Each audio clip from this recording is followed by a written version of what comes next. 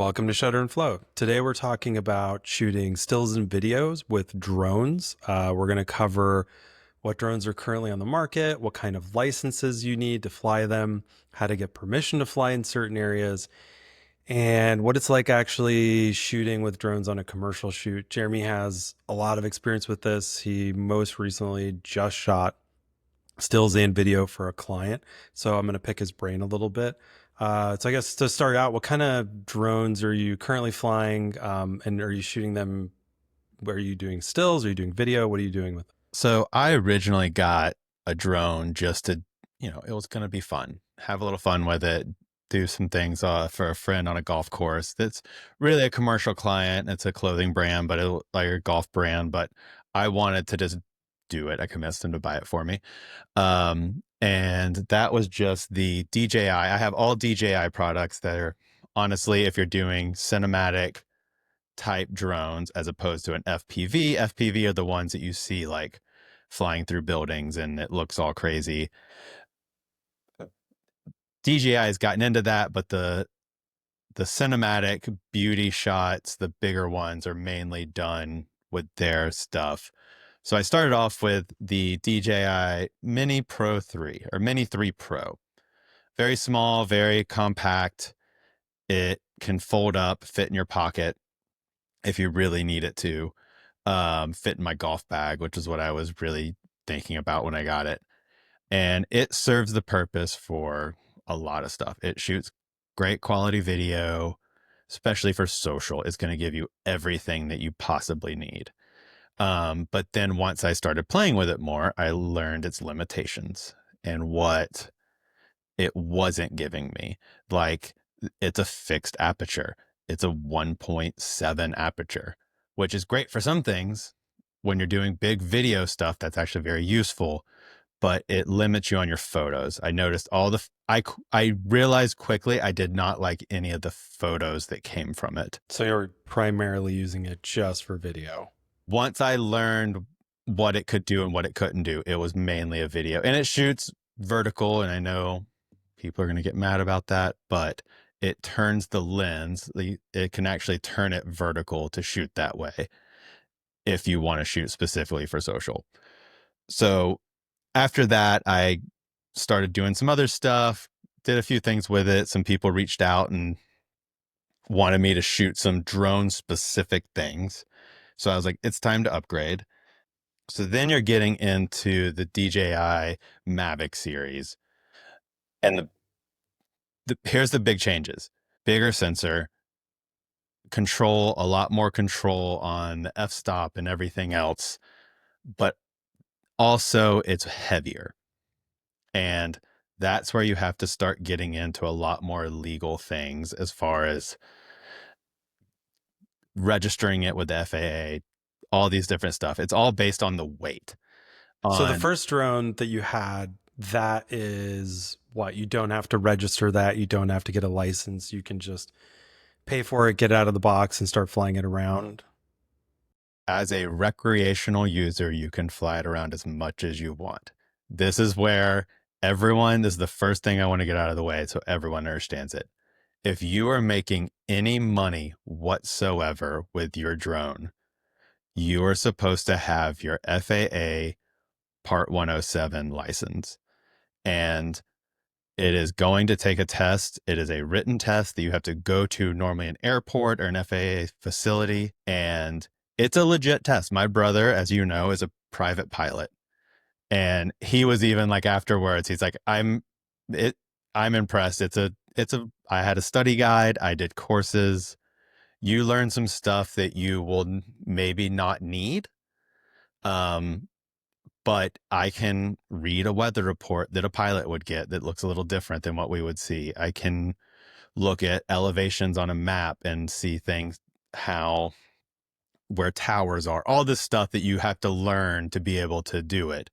But the rule is, if you are getting any sort of money, and that even includes, I know of people who were just shooting beauty shots, putting it on YouTube, but YouTube had it monetized and that they have gotten in trouble for it. Yeah. So to be safe, if you're planning on using a drone, maybe get a license. Yeah. It is the smart, proper way to do it. If you want to, you should do it. Yes. And we'll get into that later. I have a friend that is working. He does drone stuff for municipalities, fire departments. He's looking at stuff that's more about using it for search and rescue, all these other things.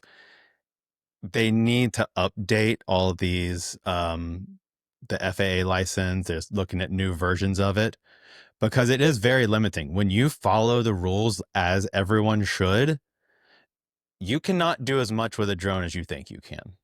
You're supposed to, you need to be able to see it at all times. If you're flying a thing certain distance, certain things, you have a spotter with you that is watching it. There are rules that should be followed because it's a dangerous thing flying through the air and could fall on someone. You're not supposed to fly over people or hover over people. There's all these things that you need to watch out for. When we worked at Turner Broadcasting, CNN early on wanted to use drones for live news coverage.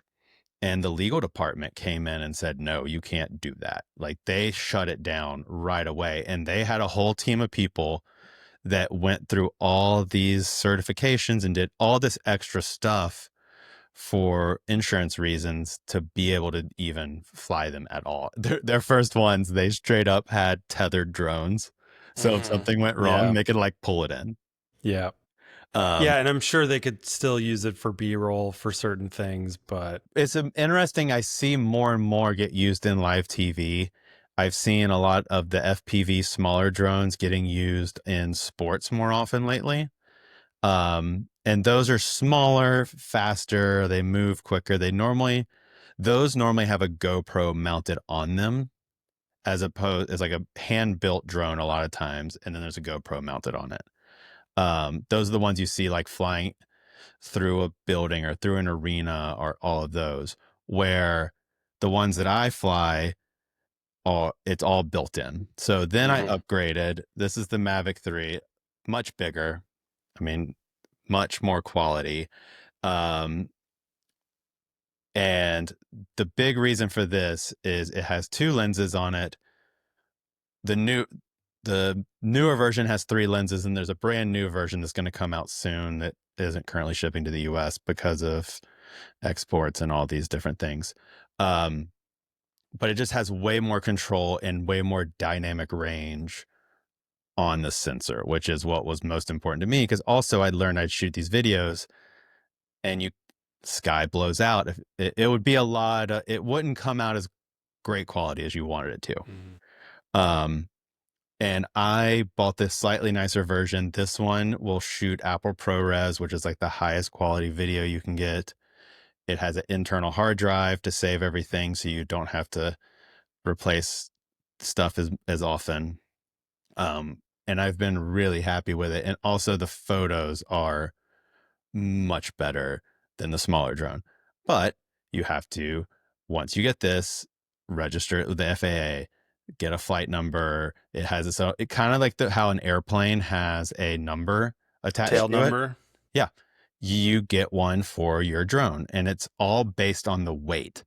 It's 249 grams is the number. I don't know how they came up with that, but if it weighs more than 249 grams, you have to do that and register it with them. So, quick question for you then. I'm sure it's changed since you've bought your drones. Do you know kind of the current pricing or the range for the current pricing to get something like in the Maverick series so that if somebody is considering getting into this, they kind of know roughly how much it's gonna cost for the Yes. entry? So I'm going to pull it up right. I have it pulled up right here. It's the Mavic, not the Maverick, but close enough. I Mavic. like your Top Gun All reference. apologies. No, it's all Top Gun. And from now on, it's going to be the Maverick series. I've changed it. Yeah. It sounds better. It does. It absolutely sounds better. With all of these, there's different controllers and slightly different camera setups. Like this one has the built-in hard drive. Other ones don't. There's lesser controllers and nicer controllers. To get a high quality one with normally two batteries, you're looking around $4,000 is like middle road Yeah. um, on that. Because then you can go, there's a level higher. It's called the Inspire that they make. And this thing is massive. It has interchangeable lenses. I've seen people flying this thing where it's two people, one person's flying, one person's controlling the camera, and it's like two separate things. And then you can go a step beyond that. I've been on shoots where they have this one that's, I swear, it's almost as big as a car, and it has 8 blades, and it's hanging a red camera underneath. Yeah. I mean, that's what they're using for movies, right? Like if they're going to fly a drone for something, they're going to shoot with a red camera, they're going to fly something like that. Yeah, and it's massive, and it's interesting that you're really limited on the amount of time you can fly any of these things. Like the Mhm. batteries, just dealing with the weight ratio to how long. So like mine, it says it'll get 43 minutes of flight time. That's in like perfect condition, no wind. Like all things have to be right. Realistically, you're looking at about 30 minutes. Was what I would say is your safe answer of time that you could actually be recording or shooting something, Yeah. because it has built-in things when it knows how far away it is from where you took off, and it knows how long it'll take to get back. So the battery gauge is always changing. You can see it happen in real time. And it's saying like, all right, you have it. Once it gets down to 5 minutes, it will bring itself home and just be like, no, we don't trust you to do it. But So that sorry, kind of back to your original question. If you want to go in the smaller world and not have to go that, the Mini 3, and now there's a Mini 4, you can get set up with those all in with nicer battery, everything for like $1,000 would be yeah. like what I would say. And if you just wanted to play around with it because it's the smaller and probably under the weight, if you're not using it yet professionally, you could just get it, play around with it, shoot. But as soon as you want to make $1 off of it, got to get your license. Yeah. And then they've started coming out with, and I bought one totally just for fun. I thought I would use it more, but really it's become my almost 10-year-old son's new toy. Um, so this is the Neo, and it's very small. It's more like an FPV, so it flies a little more like loosely. It's much louder and whinier. I don't like the sound of it. But you can use this one without a controller if you really want to. That's what they were selling it as. You use your And phone? How do you well, control all it? of these you can use your phone if you want to. But this one has some buttons here, and you can set it up to just follow you. So like if you were out on a hike, even though let's just also say that no drones in national parks ever. Just don't do it. You're not allowed. Don't try. Um, but if you were out doing things, you can make it follow behind you, and it does a pretty good job of it. Yeah, Yeah. I remember the kind of the infamous GoPro drone that they sort of launched and the product didn't do very well. That was the big selling point of it was the follow because it was intentionally designed to follow people who were doing action sports. So if you're going skiing, you can put this drone up and it can follow you and record stuff. But I think they had some issues with it and it didn't do very well. I don't know if they still sell it or not. They don't. I think what happened is DJI came in and went so far above what they were doing, and they were behind, and they just scrapped it and said, we're not doing it anymore. Um, but then a lot of people still use the GoPro as their attachment for their FPV drone. Like I have a friend that builds his own and has shot many things, and he attaches a GoPro to it just because it's Yeah. the best quality wise. Yeah, you get great quality, so I'm sure that's awesome. Okay, so let me ask you this. We were kind of starting to get into it a little bit when you were talking about batteries. When you're going to shoot something professionally, and you're actually going on a shoot where you know you have to get some stills, video, what's your prep look like? Are you taking a lot of extra batteries? Are you taking a lot of extra gear other than just the drone? What are you doing? Yes. Batteries are the whole thing, and they don't charge very quick either. I mean, like the ones on this, they're bricks. Like you can see, this is the battery. It's massive. Um, so before this shoot, I mean, look, it's dead now. I was going down to Florida to shoot a resort on an island, and it's like shooting the golf course and the hotel and the beach club and all this different stuff for multiple days. And we're, you want to make sure to get sunrise and sunset and golden hour and all of that. Before this one, I went and ordered multiple extra batteries from B&H. So I think I have 6 batteries for my bigger one. I think I have 6 batteries for all of my drones individually. Cause like I said, it's 30 minutes to be safe that you're going to get flight out of it. Mm-hmm. So then wherever I'm shooting from, say it was the beach club, we're over there, I had a spot inside. And as soon as we get done landing and switching them out, I'm plugging that battery back in and letting it charge because I might need it later in the day. And you always just have to be ready with that and just always be moving with more. So I even have an extra charger because it can charge 3 batteries at once. So I have 2 of those ready to go, plugged in. So there's always something charging all the time. And then besides that, I think this one has my bigger one has a built-in hard drive. So after I finish a location, I'm immediately downloading everything.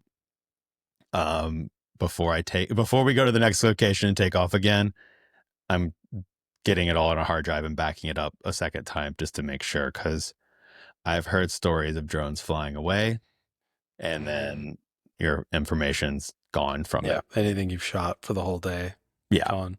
And there are ways on that where you can, there are ways to download it to a memory card on the controller if it's like stuck in a tree or something. That I have our friend Brian Smith was in Iceland and his drone got crashed on like top of a cliff somewhere, and he was like frantically trying to download stuff. Yeah.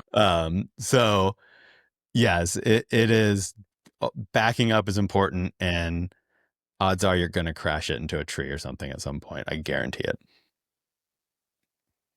Oh, for sure. I got one stuck 80 feet up in a tree, and then luckily I was on a friend's property, and 2 days later it fell down and it broke the arm off, but I had to send it off and get it fixed. And it's fine now. That was the mini one, not the big one. Yeah. Yeah. So let's dig into a little bit about the licensing, and not just, I mean, you've talked quite a bit about the licensing already, but what about getting permission? So after you have your FAA license, you can't just fly your drone anywhere you want to fly your drone. No, it is very limiting. At this point, every city and or state have made their own rules for this, of where you can fly it, where you can't fly it. There's a great app. There's multiple apps at this point. But let me try to remember the name of mine. Mine is called Air Control. You can see a map, you can see what's around. On the DJI controller, it has maps, and it can show you what area you're in, because you have a certain height that you're able to fly. There's a base of, like, you can't go over this height. I can't remember the exact number. It's 400 feet, something like that. But in certain areas, if you're closer to an airport, once you get in a certain distance of an airport, obviously near it, no flying at all. Just don't, you're not doing it. And then as you get a little bit away, it's like, okay, maybe 100 feet here, 200 feet here. What's the other really big one that's a big federal prisons? Any prisons? That was one of the ones that's like always like super X'd off, like don't fly near a prison, logically. I would imagine. So you always have to check where you're going and where you're going to be flying ahead of time to make sure that you can. And once you get your license, your Part 107 is what it's called, the FAA license, you can then get permission to fly some places that you may not be able to normally. And you have to basically fill out a form and do a thing. And sometimes it can be an instant, like the Air Control app, it can give you an instant, yes, you can fly for this period of time. And then other times you have to submit and wait a couple weeks to get it. So So let's depending say on what you it is. live in a city, Austin, Atlanta, wherever, and you want to fly your drone through the city, right? Like through buildings or whatever. What's the approval process for that? Is it you basically have to do exactly what you just said? It depends on the state rules of how you can do it. Like a great example is here in Atlanta. Um, there's the interstate, and up where two come together is called Spaghetti Junction. And it's just like a bunch of roads that come together. And a client of mine wanted some photos and video of that. But it's close to an airport. So I had to go on and get the permission. And it was an instant yes. But then the airport gets a notification that, hey, there's a drone in the area. So when someone's it's a private airport, it's not like a big one. So it really just depends on your state and city of how much permission you have to get. Like New York, you're not flying anywhere. Mhm. Um, but I have seen people fly through the city of Atlanta. It's questionable depending on how you read the rules. Probably shouldn't be doing that. So, what are the consequences? Let's say somebody doesn't have a license, flies a big drone, flies it through somewhere. I mean, obviously, if they get away with it, nobody sees them. Nothing's going to happen. But do they go through that in the licensing? Can you lose your license? Definitely you can lose your license, and they will, like I said, where people have been monetizing on YouTube and don't have their license, then it's like they will get in trouble, and they are not able, if they post anything else, then they can get fined and all these other things. But yes, you just go get your license is what it comes down to. Yeah, get your license, get permission to fly anywhere that you're supposed to, especially if it's professionally. Um, you Yeah. don't want to go through any problems. Well, and it also comes down to always just ask if you're going somewhere and you would love to, even if you're doing it on a vacation or whatever, and you're somewhere and you're like, oh, this is beautiful, just be a nice person and talk to them and ask if you can do it. All right, as a non-drone flyer about the vacation, I would appreciate it if people didn't fly drones over resorts constantly, because I remember the last time my wife and I were in Maui, every time we were relaxing, I could just hear drones constantly and it was driving me nuts. So maybe take it off the property. Yeah, I did spook a guy on the golf course the other day at this resort we were shooting. And for the record, the marketing team and everyone at the resort knew I was flying it, but I don't think they told the people Yeah. that were out on the golf course. And I did zoom in as he was teeing off. And I have a really funny video of him turning around, and I wasn't close to him at all. I was, Sure, but you can hear them. I mean, yeah, they're loud. especially this bigger one it is noticeable. Um, but yeah, it's ask permission, make sure they're okay with it. Never just assume that you can do this. I am shocked sometimes of what is really allowed. I think it is I love doing it and I love shooting this stuff, but I think there are times that I'm even should I be allowed to do this? But according to all the rules, I am. Sure. And I think that that will change. I think that there's going to be more strict things on it. But you know how it is. It's not easy to get any that would have to be Congress passing something. It's not going to be an easy thing to change Yeah. in any way whatsoever. Well, if art directors decide that they don't like to use drone footage or drone shots, then that changes a lot of things anyway in the photo world. But so, what would your advice be for somebody who maybe they've been shooting for a long time, or they're a newer photographer and they want to get into drones to play around with it? They might be in an industry where it just doesn't make sense to even do it. If you're a studio photographer shooting product, what do you need to shoot with a drone for?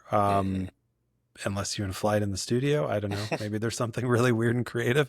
But what's your advice for somebody? Should they get into it? Like, if they want to get into it, what's the first thing they would buy and do? Yeah, I mean, look, I have very much enjoyed it. I think it has been a fun, creative, and I always try to think of it as a different. I'm trying to think of it as a photographer. I see a lot of people that get them and just do the same standard shots that you see everyone do. And it's like, which this will get me in trouble on not with the law or anything, but closer to crashing it, because I will try to like get it right up on something. So there's a foreground element. And I'm like trying to think of it more than just a standard shot. If I can, I really just, if you think it will help you in any way, it is a great added bonus to shoots. Um, like that's where it started with this golf brand. I was like, oh, we're doing these cool stuff. We're going to these cool places. They're letting us shoot there for the brand. It would be great if we had a drone to get some additional beauty shots. Things like golf courses, resorts, it kind of lends to it because you can get these graphic, interesting shots. But I do think there are a lot of people that don't really need it. And I go in waves where like I just finished this shoot and it makes me want to like go do some more and do some more things, whatever. But then there's times where I just don't touch it for a month. Yeah. So I think it's just balancing how much it will really add to what you're doing. If you're gonna, because you have to invest in it. It's like any gear. You have to invest in it. You have to learn how to use it properly. And then in this one, you also have to get your FAA license and you have to learn all the regulations of when and where you can fly it. Yeah. But that being said, going through all of that effort does give you another tool in your arsenal that could potentially get you work. Yeah. And I've had 2 major jobs with it in the last year that have done very well. And it has been enjoyable to me, honestly. It's kind of like a different part of my brain because it's like this technical flying thing because you have to learn how to, for the video specifically, you have to learn how to be really smooth with the controls and make sure it doesn't look jerky and all these different things. But then the creative aspect of it too. So it's a cool combination of those two things together that I enjoy for myself. Yeah. I mean, now I just want to see somebody shooting drones in a studio with like consumer packaged goods or something crazy. Like, I want to see something Oh, really creative. well, let me tell you, I haven't sent it to you yet. I flew this one into a bar Yeah. and like a guy mixing a cocktail, and I like zoomed by and then had like a push in as he was making a cocktail. And then I also flew it through the lobby. There was no one there in the hotel. That's why we could do it. But as like a lobby tour of a hotel. Yeah. That's And like, cool. really, that should be more of an FPV drone. But I was like, I don't want it to be all like waving back and forth like this. I Yeah. want it to be super smooth. So it can be done. And I think it's a fun way to do something different. But just know you're going to crash it and it's going to then cost more money. A friend of ours who does he's a creative director and does a bunch of Yamaha shoots on boats. He's like, oh, we lose at least one drone every shoot. Yeah. Yeah. 100%. Like it's going to happen. It's going to happen. It's part of it. Yeah. Well, they can be repaired. So that's the other good thing. You know, if you can get the drone back, you're not out all the money you spent on the drone. Which, good point. If you buy one of the DJI drones, there's also, as soon as you log on and register it, you have 48 hours to buy their extra care program. Just buy it. It's a couple $100 extra. If it flies away, you basically get a new one for cost. It does all this extra stuff for up to 2 years. And then if you don't use it, they give you another third year for free. And it makes everything where when you do inevitably crash it, they will fix it for cheaper. Cool. Well, it's a good place to leave it for today. Thanks for watching, listening, like, subscribe. I don't know. And fly safe. Don't be dumb and care about people's vacations when you're flying. Yeah. Leave people alone when they're trying to relax. Bye, everybody. Bye.